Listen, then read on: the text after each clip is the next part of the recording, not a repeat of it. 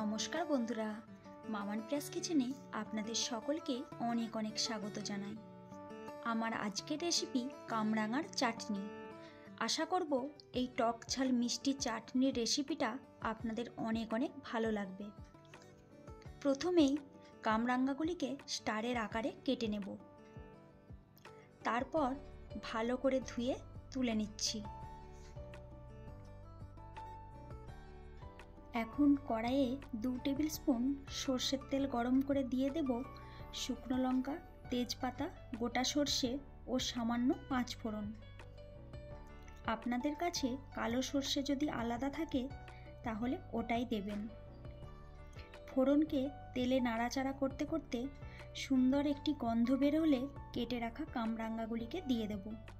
তারপর বারবার নেড়েচেড়ে দিয়ে কামরাঙাকে ভালো করে কষাতে থাকবো। লো ফ্লেমে প্রায় 7 থেকে 8 মিনিট মতো কষিয়ে নিয়েছি। দেখুন কালারটা অনেকটাই চেঞ্জ হয়ে এসেছে। এখন পরিমাণ মতো লবণ, সামান্য হলুদ ও লঙ্কার গুঁড়ো অ্যাড করছি।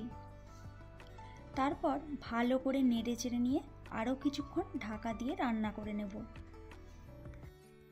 কামরাঙা চাটনিটাতে চিনির বদলে আমি গুড় দিয়ে রান্না করব। কামরাঙা ভালোভাবে সেদ্ধ হয়ে গেলে গুড় অ্যাড করে দেব। এদিকে চাটনির জন্য একটি ভাজা মশলা বানাচ্ছি। এখানে আছে 1 চামচ করে জিরে ও ধনে ও একটি শুকনো লঙ্কা। এগুলিকে শুকনো খোলায় ভালো করে ভেজে নিয়ে গুঁড়িয়ে নিয়েছি। গুড় অনেকটাই চটচটে হয়ে এসেছে। এখন ওই ভাজা মশলা অ্যাড করে দেব।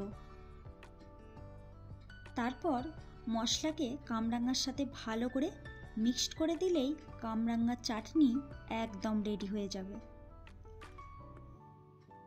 তো বন্ধুরা, এরকম নিত্য নতুন রান্নার রেসিপি পেতে চাইলে চ্যানেলটিকে অবশ্যই সাবস্ক্রাইব করে রাখবেন।